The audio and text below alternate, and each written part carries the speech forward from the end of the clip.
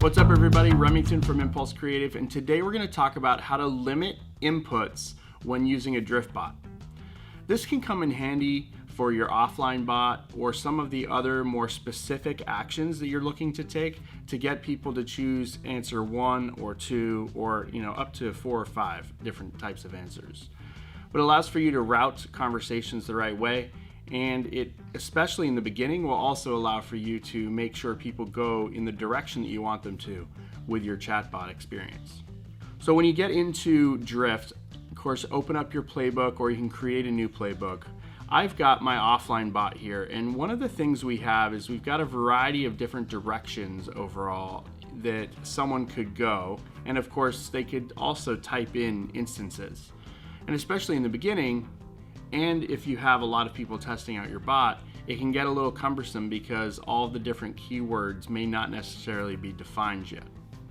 So when you go in and you're creating all of your questions, you'll see that you've got everything outlined, and you'll see all your different responses. And for instance, I have the question about how many employees you have. So what I'm going to do is I'm going to show you how to make these so that they can only choose one of the button options.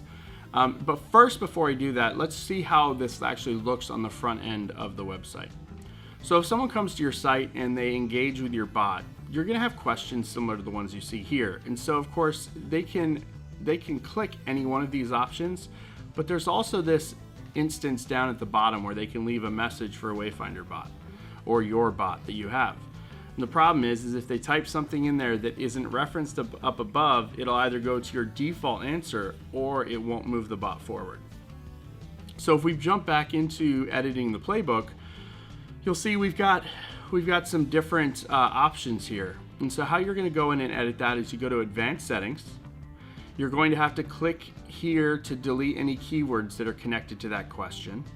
And then you can just click on. And what that's going to do is it's going to limit the customer's response to the buttons only for this specific question. So all you have to do is press close. And then of course, as you scroll down, if you've got other things that you want to do with similar actions, you would do that on a question by question basis. So we're going to do it again here. We're going to limit to button responses only and press close.